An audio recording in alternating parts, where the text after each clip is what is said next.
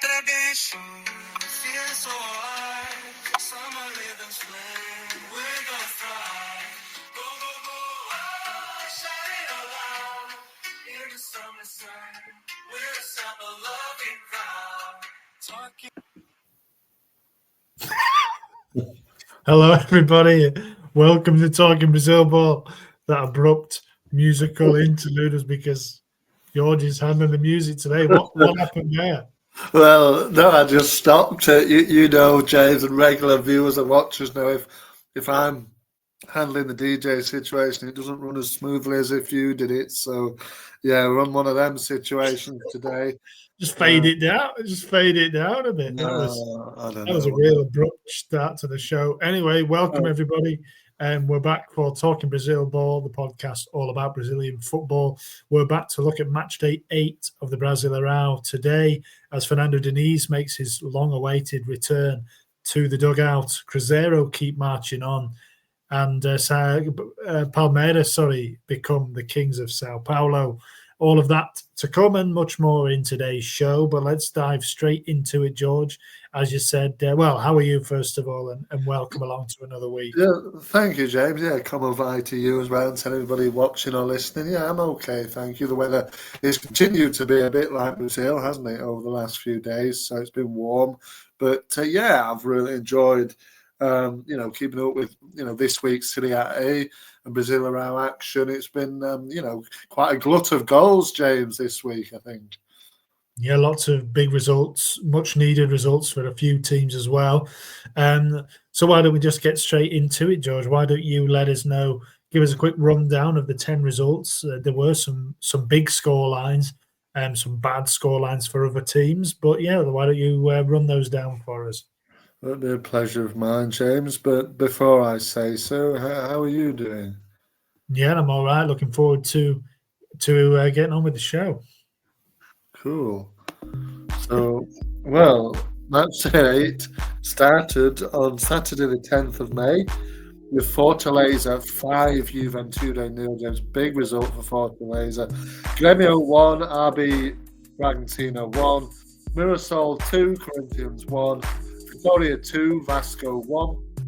Into Sunday, 11th of May, Flamengo 1, Bahia 0, Sport Recife 0, Cruzeiro 4, Galo 3, Flu 2, Palmeiras 1, Sao Paulo 0, Fogo 4, Inter 0, sorry James.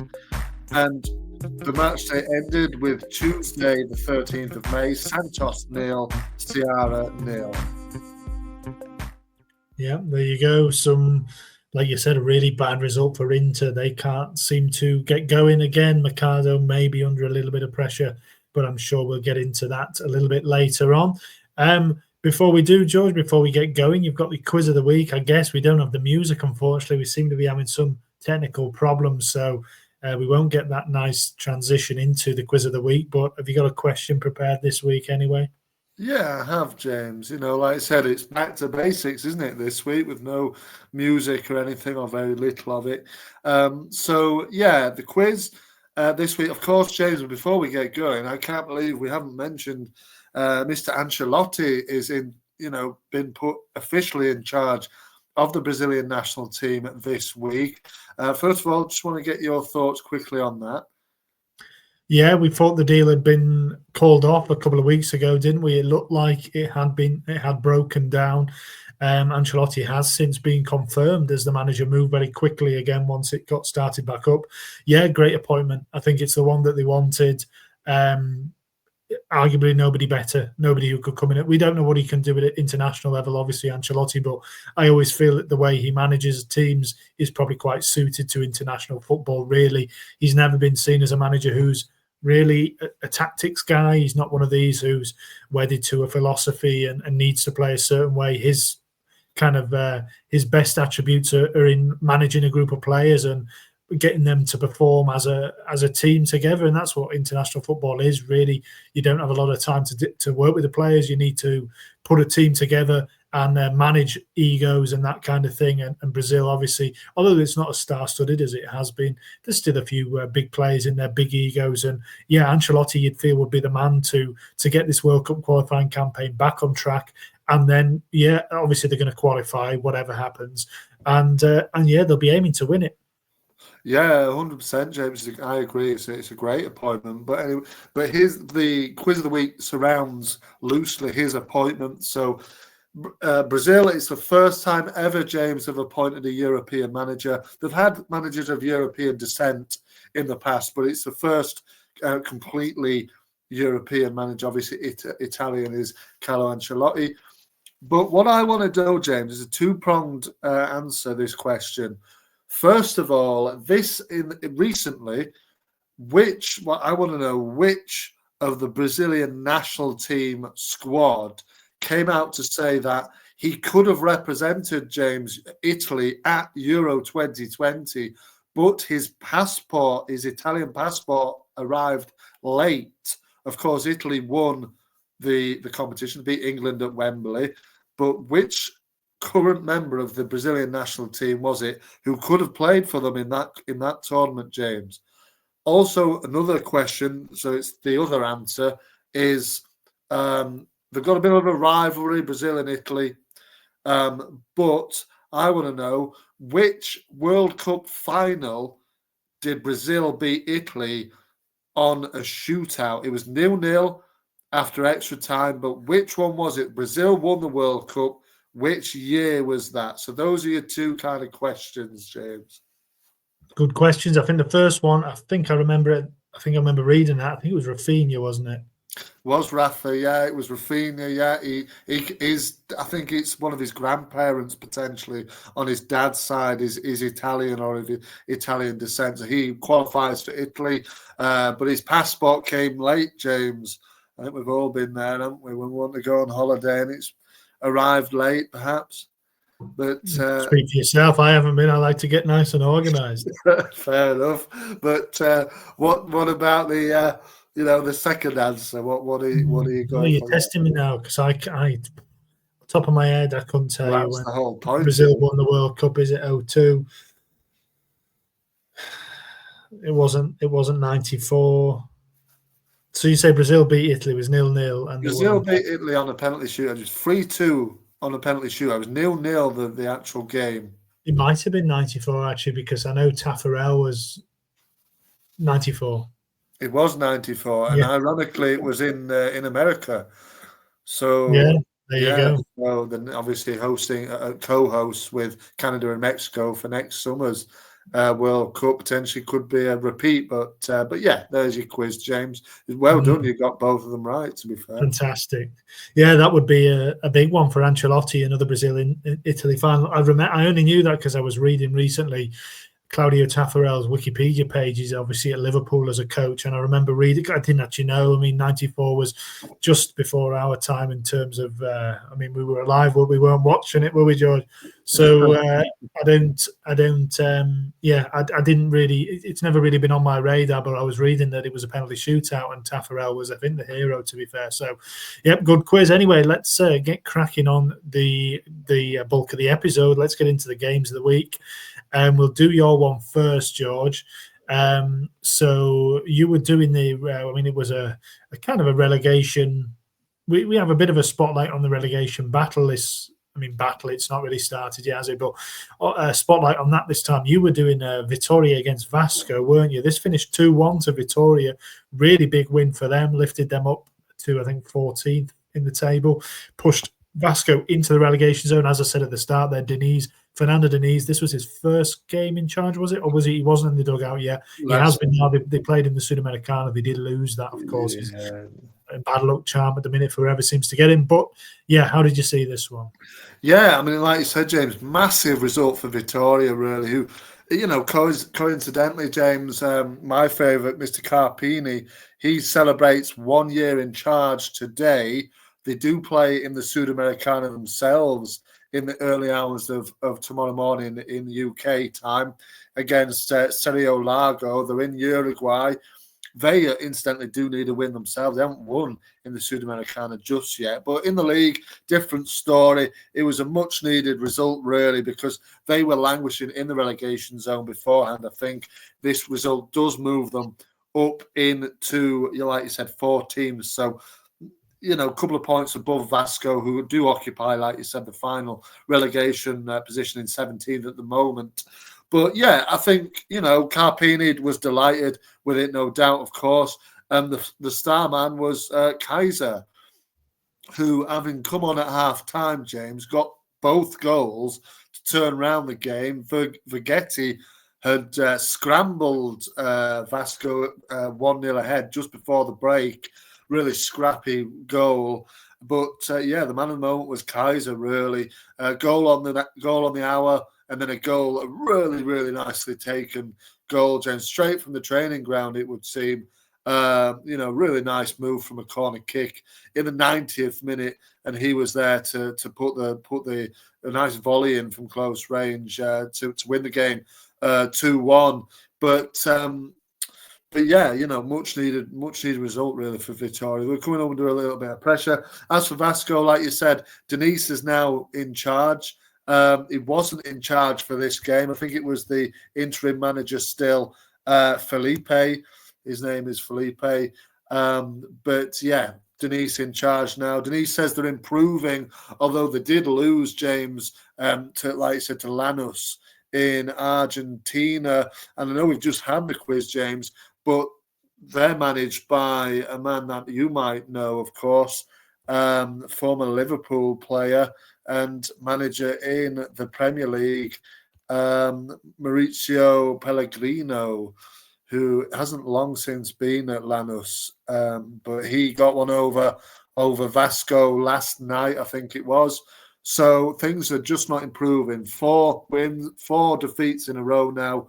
No wins for quite a long time now, James. I think they're going into 9 games. I think this is 9 games without a win now. Something really needs to change. I don't think Denise is the man to do that, but obviously I'm not in charge of the club. But yeah, there you go. Incidentally as well, Vitoria did very well because they were 10 men for much of this game also. Matherazino, he got his marching orders in the 33rd minute. So really, really good. I'm a fan of Carpini, and it's good to see him on the board, really, and sort of hopefully from their point of view marching up the table. Yeah, 1 year in the job in Brazil is not. It's probably akin to about 3 years in another job. It's not a mean feat. Yeah, he's actually, I think, 5th. I think he's 5th in the sort of, at the moment, who's managing in Brazil around. I think he's 5th in terms of the amount of time that he's been in charge. Like you said, it amounts to quite a lot. That's quite an achievement, to be fair. Yeah, it is. Yeah, and all at a top division team as well. I think Renato Kaiser's worth focusing on, George, for just a moment. He was in the running for the play of the round. He didn't quite do enough, but he was certainly in the mix for it. Like you said, off the bench for a couple of goals, and unbelievably, it was actually his debut for Vitoria. That it was his first game off the bench, and he got 2 goals. So he's played 45 minutes, came off at half time, and got a couple, like you said, down to 10 men, 2 real poachers finishes, and you just have to, that has to be a real bonus for them because, as we've mentioned so many times, you need goals to stay in this division. Alejandro obviously got them loads last year. We were wondering whether they could replace him. They haven't so far, but maybe Kaiser, with those 2 goals on his debut, they'll be hoping that he can be the man to do that. Yeah, 100%, James. And we've spoken about him before. I don't know if you remember. He came from Fortaleza. So we have spoken about him last season. He was on at Criciúma for a short time as well. But yeah, last season for a short time. But yeah, hopefully from their point of view, like you said, they lost Alejandro, unfortunately for them. And you're hoping maybe that Kaiser does step up by the look of it. I mean, you can't beat that debut, 45 minutes, half time, sub, comes on to turn the game around. They'll be singing his name there, I'm sure, and hopefully from his point of view that continues, because other than him, honestly, I don't really see where they get that many goals from. They're going to be really savvy, Vitoria, because they don't seem to have that many goals in the team. Only 9 goals from 8 games. It's not great, really, when you look at that. Yeah, Mapazinho was the only other player to score more than 1 so far this season, and of course he was sent off, like you said. So, yeah, the goal threat was really down to Kaiser completely. He looked like, I think he started his career at Vasco as well, so that would have been extra special for him. Just on Diniz there, quickly, George, you say you're not convinced he's the man. I mean, that's probably borne out in the last 2 jobs that he's had. Diniz, both haven't gone particularly well. Flu obviously did go very well until it didn't. Cruzeiro, it was a real kind of, it just didn't work. So he's. I mean, you don't want to say he's on his last chance here, because we know about this carousel of managers seems to go round, and he'll pick up another job in no time because one will become available. But he certainly needs to make this one a better go of it, doesn't he? Yeah, he really does, James. I think Cruzeiro would have been wholly disappointed with his performance last season. Like you said, I remember you saying, he's come in to win the Sudamericana, and he didn't do that. And and having had the success in the Libertadores with Flamengo the previous year, I think they would have thought he's a sure bet for it. But he's not pulled up any trees. His time with Fluminense, I would have said, would have tainted his the way that people think about him, probably. But that probably says so with him picking. No disrespect to Vasco, but Vasco are a team who are way down the league at the moment and probably will be this season. Is nobody else going for him? I think that speaks volumes. Yeah, well, it's probably true, and I think it probably works out well for both of them, really. If it does go well, Vasco obviously down in 17th, like I said, not started particularly well, but they are a team, I think, with potential to do well if they can get it right. So if he can get it right there, it could be a springboard again for him, and he could start looking towards a team. Well, they could move towards the topper end of the table. You're not going to get them as a title challenger, but if you can do a good job and get them into the top half, top 8, top 6, it will look good for him, I think, and there is the potential to do that with a couple of the quality players I've got there. So we'll see what happens. But yeah, not a good start. He did start with a defeat, like you said, against Mr. Pellegrino, sorry, who, very briefly a Liverpool player. Not a very good one, I might add as well. Okay, let's move on, George. Let's move on to my game of the week, and roles have been reversed a bit here, haven't they? Because I've picked up a 0-0. Usually your trademark, that, isn't it? But you copped it this week, James. It seems like one of us usually does. Sometimes I think it has happened in the past where both of us have copped for a 0-0, but it's your turn this week. Yep, was the only 0-0 of the weekend, and it was Santos against Ceara. And I think it's fair to say there's only one team who would have been happy with this result. Santos, George, badly in need of a win. Obviously, we spoke last week how they'd hired the new manager, a clever Xavier. Bit of a left field appointment. He hasn't been a first team manager before, as we said last time. He's stepping out of the shadows. Finally, has been a long-term assistant, and he's as a first choice manager. It was an interesting appointment. I think the pressure will be on him straight away, really, just because of Santos's position, the threat that they could go back down. I mean, that is the threat now after coming back up, and him as an inexperienced manager. I think it's a tall ask for him. Obviously, on paper, this is a poor result. The two teams came up last year. Santos obviously topped the table. Ceara came up with them, but in terms of form, it's a good result for Santos in some ways. I mean, Ceara still, George, up in the top 6. They are 6th after 8 games played, and that is really impressive for a club coming up. And yeah, this from the point of view of where the two teams were sitting at kickoff, Santos, probably have to accept a point. Really, it looked like a very even game. Really, Santos had the most possession, probably had the better of it, but it was very even in terms of all the kind of stats that matter. So I think that's probably a step in the right direction for Santos, even though they would have, they really do need a win. No win in 4 now, but they had lost the previous 3. So Xavier might look at that and think, well, stop the rot a bit. They've got a big game next time out against Corinthians and go into that on the back of a clean sheet, a point. All right, they will have wanted 3, but it's not the end of the world. That they're still, they're not cut adrift. They are still in with. Everybody's in with a shout after 8 games. So I think they don't need to panic, but I think that if results start going wrong, then they might just panic a little bit. Xavier did say at the end of the game that the reality is that they're in a relegation battle. And I think looking at the table, you can't really say anything else, can you? No, I don't think so, James. I think like you said, we're 8 games in now. I think 8 to 12 games, the table really starts to take form and what it might look like going forward. And yeah, I do. You can't say anything different with Santos. No winning 4, like you said, lost the last 3. No winning 5 in all competitions. It's just not going very well, James. And could have gone one of either one or 2 ways. It's gone the wrong way from a Santos point of view, and I don't see them getting any better. Personally, I think it's a very odd managerial appointment, and I just don't see it working. I don't think he'll be there long. I don't think they'll change the manager again in terms of the next appointment. They might go through 3 or 4 managers this season. It's just gone wrong, and we're only 8 games in. Yeah, well, it's never a good sign, is it? I think when you give a guy like Xavier the keys, you've probably got to trust him for a little bit, but that's easier said than done when fans are starting to get angsty, starting to think they might be going down again.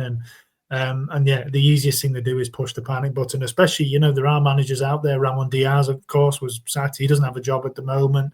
There's others who will be floating around as well that we know. So, yeah, the pressure will start to mount the longer that they don't get a win for. And Neymar, of course, is still out injured. So it's all gone a bit pear-shaped. But I maintain that this was a decent point for them. They were on the back of 3 losses. Ceara, they probably look at it and think beatable at home, of course. But, they are a good side, Ceara. They're not losing. They're not really conceding many. So that's 2 clean sheets in a row. They haven't conceded more than 1 for a little while, even in the games that they have lost. So they're ticking along okay, and they'll be absolutely delighted with this. Leo Conde, after the game, was speaking about how happy he is with the defensive solidity that they have there. So not an easy team to break down, and they've got to be delighted. And they've actually got a game against Sport Recife next as well, George, have Ceara. So even more of a chance to really lay down a marker. And 9 games in, that's a quarter of the way through the season, pretty much. And they would have never really imagined that they'd be in this kind of position. So yeah, they're looking pretty good, and no worries really for them. But Santos, I think you do start to worry that it could all unravel a little bit if things don't start to pick up in the next kind of few weeks. Yeah, I would agree with that, James. And I think they will push the panic button as well if he don't get a result in the next sort of 4 or 5 games. I don't really see where it's all going wrong. But yeah, Ceara, brilliant. As a promoted side to get 12 points on the board, you're going to be delighted, aren't you? And they are hard to beat. Mirasol as well, other promoted side, they're very, very hard to beat also. Ceara and Mirasol can be very, very pleased and proud of their, start of the season, definitely. But Santos, much to improve. Oh, well, and Sport Recife, if you're going to talk about all the promoted sides, we'll pick them up. We'll be speaking about them a bit in a short while, I think, James. Yeah, we certainly will. Yeah, well, let's move on to them anyway then, actually. So, yeah, that was the games of the week. 2, one decent game in the end. One was a bit of a snooze fest, but still always plenty to talk about regardless. Let's move on, Judge. There was quite a lot of contenders in terms of the player of the round. As we've mentioned, Kaiser was definitely in the running. He wasn't the only one to get a double. Fortaleza got an enormous win over Juventude that they really badly needed, to be fair themselves. 5-0 they won at Castelao. It didn't tell the full story. I mean, they were 1-0 up after an hour. They were 2-0 up until the 82nd minute, and then they scored 3 in the final 8 minutes. 2 of the goals on the day were scored by Lucero, Juan Martin Lucero, who also got an assist, George. So he put in a very good performance, didn't he? Oh, he was excellent, James. I think he's on another day. He'll be disappointed if he's listening to this, because on another day they've won it at a canter, I think. And there were nice little goals. There was one nice little flicked head of the first one. Second one was nicely taken. So, yeah, I think he would be a bit disappointed not to win this. But, yeah, like you said as well, Fortaleza really, really badly needed that. They've had a really good response.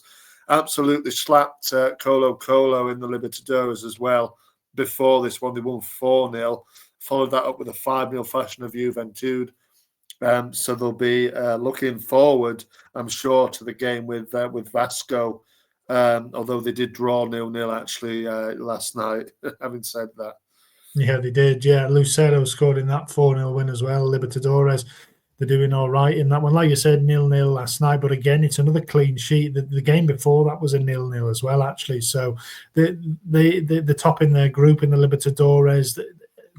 It hasn't been a great start for them, but they're unbeaten in 3 now. They obviously had a great season last year, hence why they're in the Libertadores this time. But I think, there was no need to panic again. They've got a really good manager there in Voivoda, and they're now looking, again, this time of the season, a big win like that, another big win in the Libertadores, and you start looking pretty well placed, don't you? So Pochettino's another one worth mentioning. We've spoken about him in the past last year, Thomas Pochettino. He got a goal and assist in this one as well. So he was in the running too, but didn't ultimately win it. Juventud, quickly, George, look now in a bit of a state, don't they? 3 losses on the spin, and they're down in the relegation zone. Yeah, they're not looking good. I don't know how much time Matias he has left now. Yeah, they just need a win badly, but it's just not forthcoming, is it? I think they've no winning. What is it now? 5 games, since they beat Ceara. It's not looking good, and I must admit, if they lose the next one, Fluminense at home, I think he might be gone, Possibly, yeah. And I think they probably will lose that, but we don't know. We'll have to wait and see. But yeah, not a good day at the office for them. Other good players, Marlon Freitas for Botafogo, who we're going to speak about a little bit later. He got a couple of assists. Guimaraes for Botafogo got a really good goal and an assist as well. So there's quite a lot of good performance, weren't there, George? But our player of the week went not to any of those, but instead to another fella who got himself a nice couple of goals. I should mention Caio Jorge as well. He also scored and assisted, George, and he's been in fantastic form for Cruzeiro. But he was bettered by his own teammate this week, because it was Mateus Pereira, who we haven't spoken about at all this season, who came up with 2 goals and an assist in Cruzeiro's 4-0 win against Sport Recife.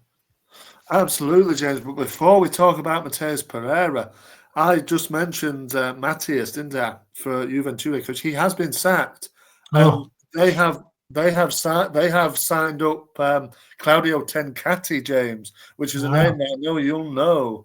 And he's the new manager of Juventud. So just mention him there. I didn't know that, but now I do. And it's a bit of not breaking news, but it's it's news that it's fairly recent. I think it was only yesterday, actually. Yeah, Tencati. Where was Tencati at? He was there for a long time. Was it Criciúma? He was at Criciúma, yes, for a long time. Yeah, he was there for a while. Yeah, good manager. I mean, did all right with Criciúma last year, I thought. Obviously, didn't manage to keep them up, but they had a really good fist at it. So, they're going to need that, aren't they, really, Juve this season now. So, well, there you go. Like you said, not quite breaking news, but breaking for us. So, Matthias didn't have that flu game. I think they'll lose anyway. But that'll be the first one rather than the last one. So, good luck to Claudio Tencati. We'll see how he does. He was actually at GO as well. He went to GO for this, and then he got sacked very quickly. He's actually come from them. But he was there at Criciúma for 3 years, So, he did well with them. So, let's see how he gets on. But definitely want to one to look at. But sorry, James, yeah, just interrupted you there. Just for that news, we'd spoken about Juve 2 days, so just to update the listeners and everybody. But yeah, Mateus Pereira, James, great, really great game he had. Yeah, great player. Obviously there was a lot of debate over in the summer whether he would be leaving Cruzeiro. There was the offer from Zenit, I think it was, wasn't it? And ultimately he decided against the move. But he was looking for a way out of Cruzeiro. I know the fans were obviously very, very angry with him. They're not angry anymore, George, I don't think. I mean, this was another, like I said at the start there, Cruzeiro keep marching on. We haven't given them any love, really, this season. But Leo Hardim is doing an absolutely fantastic job with them. They are up to 4, 3 points off the top. They're having an absolute fantastic time of things at the moment, aren't they? Oh, they're enjoying themselves, James. Unbeaten in 5 games in all competitions. Absolutely no question about winning that game against Sport Recife. Like you said, Mateus Pereira was on the cusp of leaving Brazil, end of last year, wasn't it? But he's come back. That's his first couple of goals of the season. And without doubt, when he's on his day, he is one of the better players in this division. And like you mentioned, though, Caio Jorge is on absolutely hot form as well. 5 goals for him, 2 assists already this season. There'll be, higher clubs. I'm sure there'll be European clubs sniffing around this lad. Still only 23, James. He could really do a job, perhaps in Europe. But yeah, ultimately Cruzeiro and Hardim, like I said, we haven't really given him a lot of praise as the pod of yet, but with this really starting to now rise, and we can't ignore them for too much longer. There's a massive game, James, which I'm sure you already know what I'm going to pick next week, but it's a huge game in Belo Horizonte on Monday night here, as Galo come to town. So a bit of a grudge match there, to put it politely. And if they can get one over on Galo, that would really cement them, inside the top 4. And they're having such a good time of it. Hardim is definitely online for our manager of the month. I know there's a few to go, but yeah, he's definitely in the mix there as well. Yeah, big game, that one. And Gallo obviously going into it in a good form as well, to be fair to them. Another big win over Flu. That was another incredibly late showing of goals there, and some brilliant goals in that as well. 4 unbeaten, have won 3 of the last 4 Gallo. Things have really turned for them ahead of that game, basically. So they'll both go into that note thinking that they can win. And Gallo, I think, would go at 1 point behind Cruzeiro with a win. So it's there's a lot riding on that, isn't there, for both teams? Yeah, definitely. Well, Cruzeiro, they play Palestino, don't they, in the Sudamericana, early hours of tomorrow morning, the Chilean side. Galo are in Sudamericana action as well on Friday morning here against Caracas. So both the Venezuelan sides, so both have games before that to contend with. So we'll see how they get on there. But yeah, all eyes on that one on Monday morning, I'm sure. Yeah, in the meantime, Pereira, 2 well-taken goals. The second one especially rounded the keeper, finished it off, put them 4-0 up. Caio Jorge, you do wonder whether Ancelotti might have his eye on him. Brazil are really kind of looking for that striker. Like you said, he's only 23. We know he was obviously at Juve, and he was on loan at Frosinone as well in Italy. So European experience already, and you wouldn't be surprised at all if he does come back to Europe in the next couple of years. As for Sport Recife, George, we've got to talk about them because they did have a managerial change as well, didn't they? We haven't really spoken a lot about Pipa, but in the end, we didn't need to because he has been sacked, hasn't he? And he was actually sacked before this game, and he was replaced by Antonio Oliveira, who must have been hanging around in Brazil because he was sacked by Corinthians probably about a year ago now, probably a bit longer. But he's back, and he's back at Sport Recife, but unfortunately, not a good start for him. Yeah, look, James, I mean, I text you then after I've seen that Cruzeiro, I said it's probably Pipa's last game. Little did I know at the time he'd already gone. Like I said, things do slip through the net. You can't keep across all of it at once. It is kind of hard to do that. He'd already got the sack, and Oliveira, it was him in charge of this game. It wasn't a good wasn't a good start at all. In fact, the fans were calling him stupid only 20 minutes into this game, James. I think they were already 2-0 down, and the fans are already lost the patience with him by the sound of it. And he really, really needs to start winning them games of football. It's a winnable game next time against Ceara, like you mentioned earlier. And this really does need to be a bit where, the stage of the season where you say, hey, we really need a win now. And I'm not surprised they've got rid of Pieper, because I was thinking about it. Obviously, my team promoted Leeds for next season. And I was thinking, if we hadn't won a game sort of 8-9 games in, you'd start to think, actually, we need to get rid of the manager now. So I think it's a fair thing they've done there, Recife, by sacking Pieper. It's not good enough, really, not to win off 8 games. If they don't win the next one, God help him, Oliveira, because I don't think he'll be there long either, to be honest.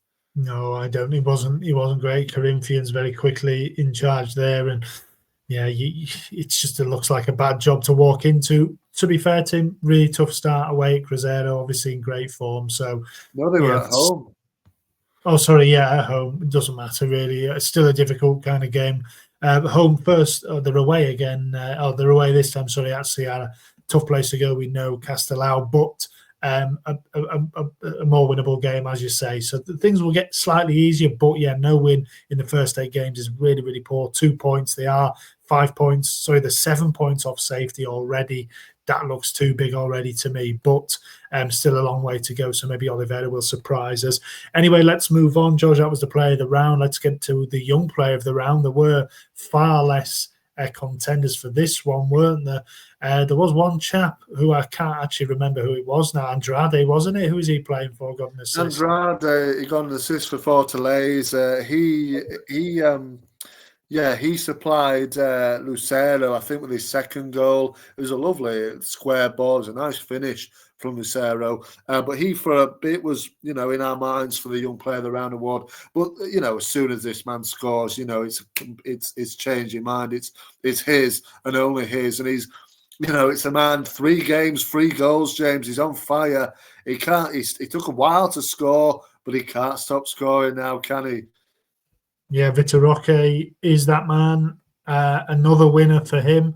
And like you said, 3 games, 3 goals. I mean, this wasn't even 3 games. He came off the bench here for the final 11 minutes, and he ended up sticking one in the net in the 95th minute. So a second late winner for him in as many Brazilian Serie A appearances. And as you mentioned, he waited such a long time for a goal.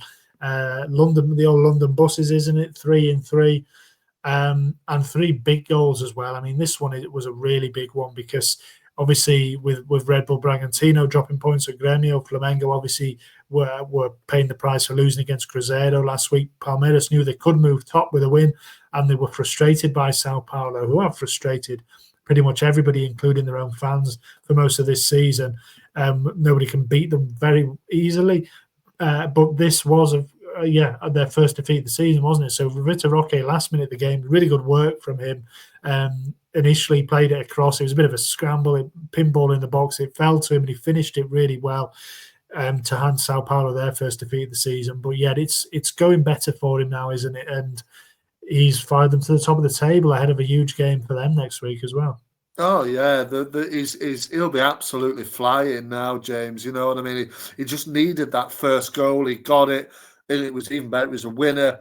Follow that up with a Libertadores goal and then another goal in the league to win the derby.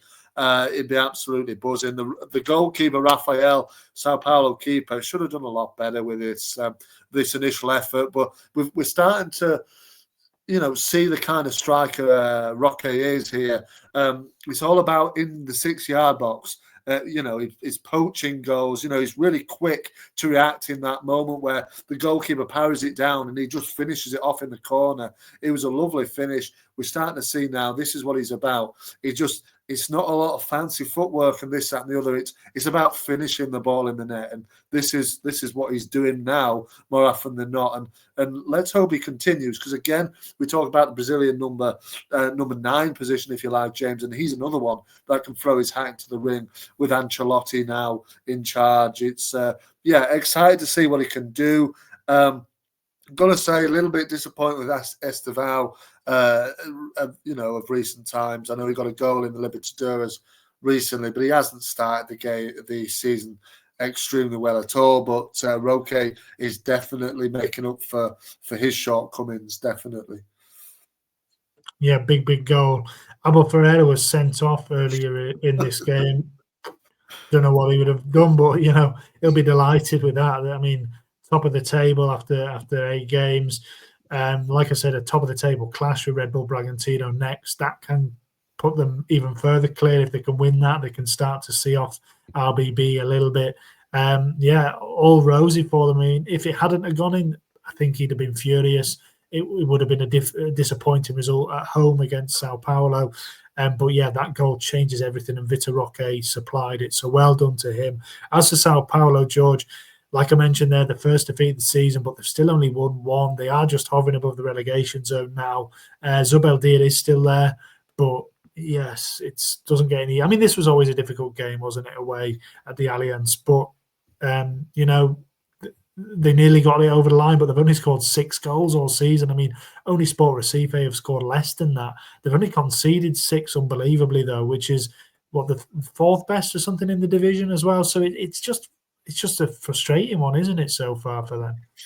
Yeah, it's a real, like you said, the first defeat. There are no more unbeaten teams in the Brazil around now for the 2025 edition. So that record has gone now. But it's a strange one, isn't it, James? They can't seem to score many goals. They don't concede that many. A lot of 0-0s, a lot of 1-0s. And it's just a little bit boring, isn't it, to be honest with you? There don't seem a great deal of excitement around that team.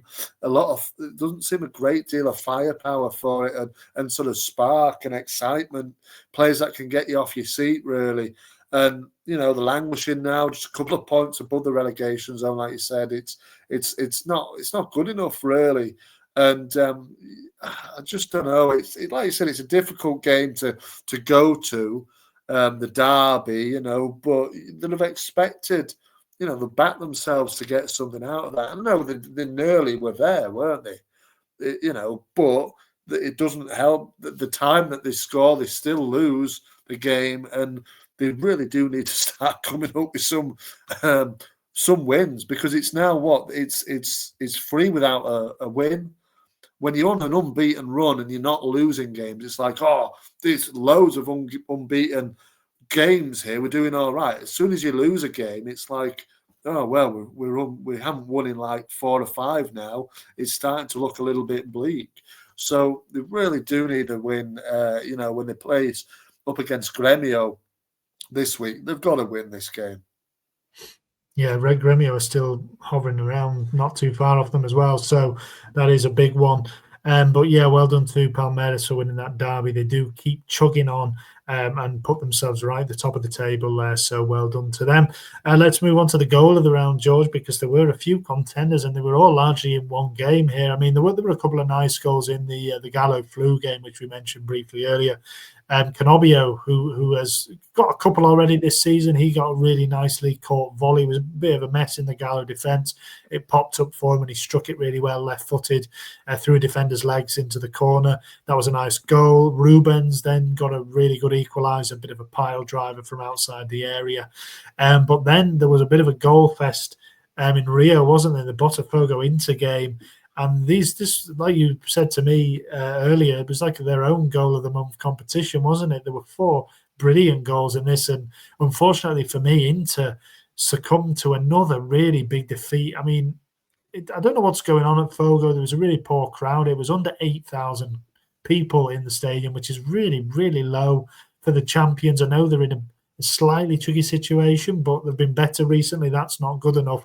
But those 8,000 people saw 4 really quite special goals, didn't they? Especially the last 3. Oh, they were unbelievable, James. Like you said, they were having their own little goal of the round competition here in this game, and yeah, some really, really lovely goals and free Taz as well, who got 2 assists. He had a really good game. Guarez, he had a good game as well. He got his first goal of the season as well since his move. I think he came from Zenit, didn't he, in Russia? So his first Brazilian goal. And yeah, they just completely blew them away, James. And you spoke about the young goalkeeper, didn't you, earlier on in the season, Anthony, and he had to feel sorry for him. Really, he couldn't get anywhere near these goals. It was I did feel sorry for him. He was just like throwing himself around in hope, really. But some really, really, really good goals in this game for Fogo. Yeah, well, they scored 4. The expected goals were 1.19. So there you go. That shows you how good they were. They weren't real chances. Inter threw everything at it, 19 shots, but yeah, just couldn't do enough. And it's just frustrating. One of those days where they just hit a few worldies and you can't do much about it. Really, you can play as well as you want, but like I said, the final 3 in particular, we were really picking in the end between Cuyabano and Tellez, who both got quite similar goal. Well, actually, no, Guimarães and Cuyabanos were very similar, where they kind of nodded it down and kind of caught it kind of on the volley. And Tellez was a bit more of like a blaster, wasn't it, on the ground? But in the end, we have gone for Cuyabano, haven't we, George? And he's a player who's caught our eye in the past, and this was a terrific goal from him. Oh, it was a wonderful goal, this, James. It really was. I mean, like I said, Freitas, who I think he'd done it earlier on in the game, just thought, it's working, this. He just pumped the ball up long, and Cuyabanos headed it on and just lashed it in the top corner. It was just really, really well controlled. And yeah, I know you're a fan of Cuyabano as well. He no longer can get our young player around, James. He's now 22, but he's still catching the eye with lovely goals and assists and good performances all round. And again, you've got to look at Ancelotti and think, well, if your sort of technique and tactic is to go down the kind of homegrown route, then maybe Cuyabano can throw his hat in the ring for a first call up. A first call up it would be at any level, to be honest. So maybe that's a bit of an outside shot, but this was a wonderful goal, definitely. Yeah, well, he's been having a good time of it since he came from Gremio last year. I do think he's a prospect. I know there was talk of Torino, wasn't there, last year, 18 months ago maybe, and he didn't end up happening for him. He is number 66, which it's a number I'm not keen on seeing at the minute, George. A fullback with number 66 on, it's giving me a PTSD at the moment. But he's maybe a bit sounder than Trent, perhaps. But I mean, this was a goal worthy of Trent. To be fair, he would have been pleased with this one if he'd have scored it. But yeah, he's definitely got something, Cuyabano. I do like what he's about. And he was happy with his goal. It was Mother's Day, I think, in Brazil, and he said his mum was there in the stands watching him, so he was pleased that he could give a bit of a gift to her. He said that she doesn't come to many games, and it was Mother's Day. She came to watch him, and he smacked one in. So he was dedicating it to her, really. And there was an interesting point after the game. I saw him being questioned about how he's found himself with a goal this season. Obviously, Tellez came on and got himself one. Vitinha, George. Vitinha, we mentioned a couple of weeks back, got a goal as well. So he was asked if there's a bit of a change in Paiva's system. Is that something that he's kind of put emphasis on, the fullbacks scoring goals? And he said, to be fair, yeah, he said he has asked the fullbacks to be pushed up a bit higher. So it does seem like it's something we might start seeing a little bit more of. And perhaps we will see more of it, because although we spoke about him being in a tough spot just last week, really, Fogo have come out firing, and he's full credit to Renato Paiva. He's still there, and he's starting to pick up results. Yeah, you know what, James? Fair play to him. Because like you said, we questioned him recently, and I know they lost to Bahia, and we were both sort of thinking, he's nearly out the door here after a couple of good results, one in the Cup. And now, he's followed that up with a Libertadores win.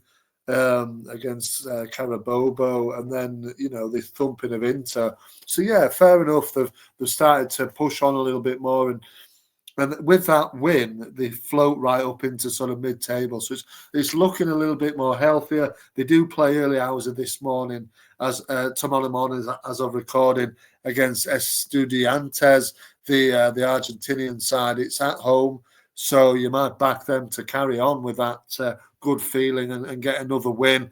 It's a big game on Sunday as well. The fixture list is looking very, very jam-packed full, James. I think we're going to have a tricky decision at the end of the podcast, this episode, to pick a game of the week, because there's a game against Flamengo on Sunday night.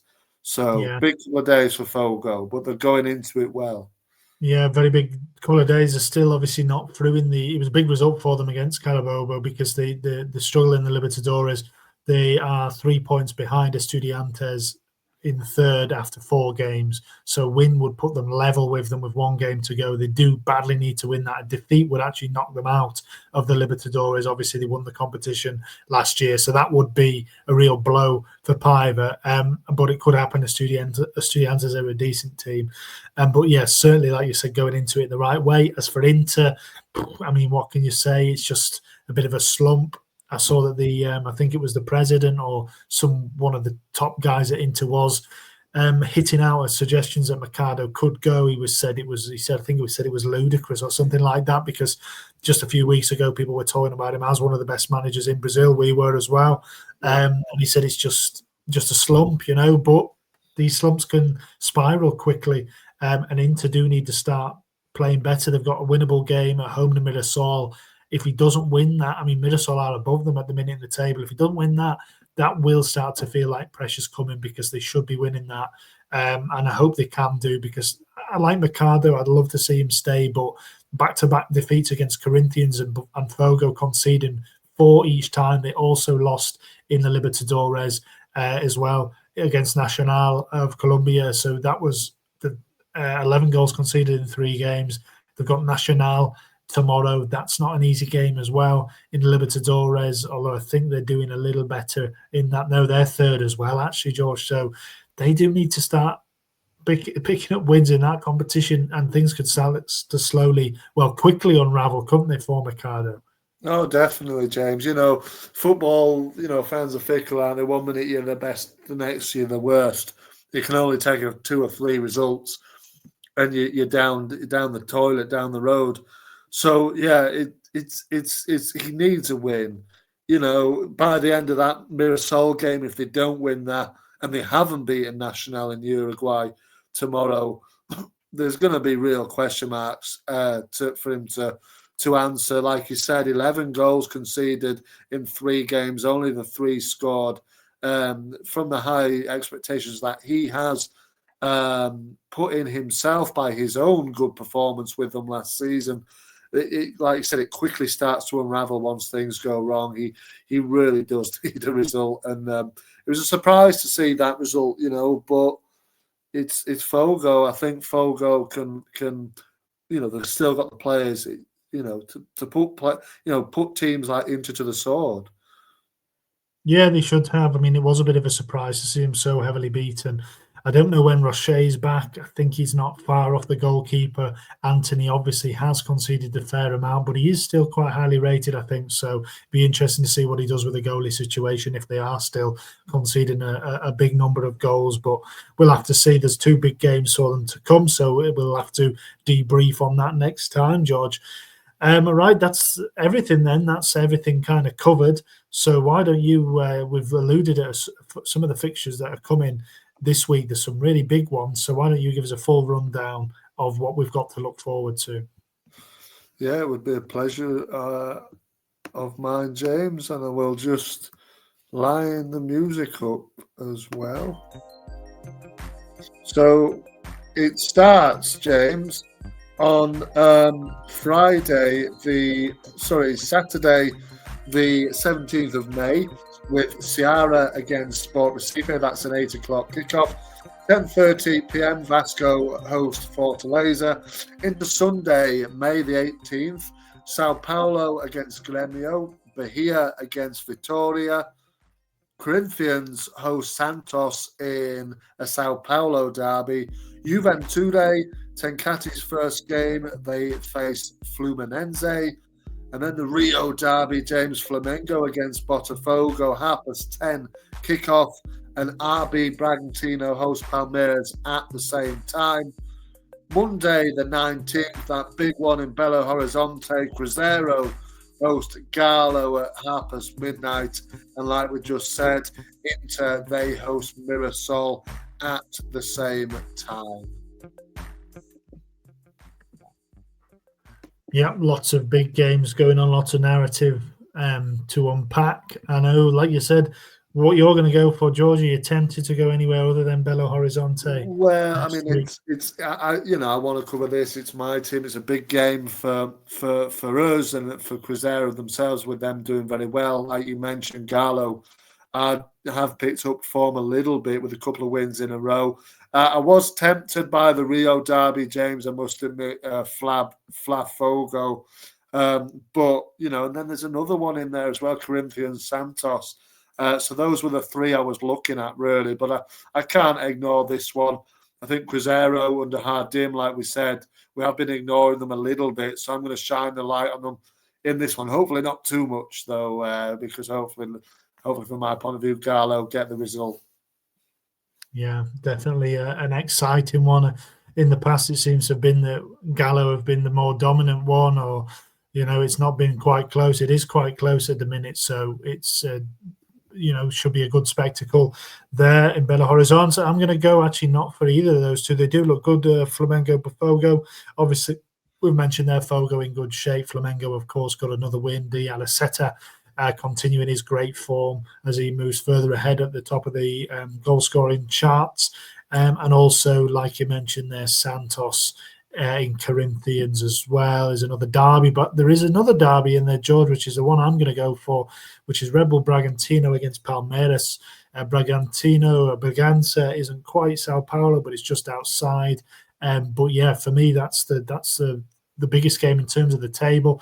Red Bull Bragantino are third, the 2 points off the top where Palmeiras currently sit, so they can go top with a win, or Palmeiras can pull even further. So yeah, that's where I'm going to be keeping a close eye on. Well, fair enough, James. Yeah, it's starting to get to the idea now where the table is starting to take shape. So you do look at games that are around the table, where teams are based, as opposed to just picking ones that look a good game on paper. So we're starting to get into that realm of the season now. But yeah, I couldn't ignore my team for this time. Yeah, fair enough. It's a big game, that one. Right, George, all that's left to do is look at the table then. Yeah, it is, James, absolutely. And it's, like I said, it's starting to take shape with Palmeiras in first on 19. Second is Flamengo on 17. Third, RB Bragantino on 17. Fourth is Cruzeiro on 16. Fifth, Fluminense on 13. Sixth is Ceara on 12. Seventh, Galo on 12. Eighth is Bahia on 12. Ninth, Fogo on 11. 10th is Corinthians on 10. In 11th place on 10 points is Fortaleza. Also on 10 points in 12th is Mirassol. 13th is Inter on 9. 14th is Vitoria on 9. 15th, Grêmio on 9. 16th, Sao Paulo on 9 as well. 17th in the relegation zone, James Vasco on 7. Juventude at 18th on 7 as well. 19th is Santos on 5. And propping up the table, like we said, will Oliveira be able to work some kind of magic? 20th place is Sport Recife on 2 points. I don't think he will, but I'd love to be proven wrong, because it'd be nice if Recife could start to be competitive. It's never nice when there's a team who are just getting beaten every week and just slither out the table. We want it to be competitive, so let's hope for a result for them this weekend. Right, George, there you go then. Anything else you'd like to mention before we wrap up? No, not really, James. I think it's been another good episode, and we'll look forward to the big week, coming with lots of derbies, lots of entertainment, more probably sackings to come as well. We're looking forward to it. Yeah, that's it. So thank you for listening, everybody. We'll catch you next week. Adios. See you next week. Adios. From every town, let the world be filled with love tonight. Sway to the beat, make you feel so right. Summer, summer vibes, we're dancing in the heat. Go, go, go. Can't be beat up in Brazil,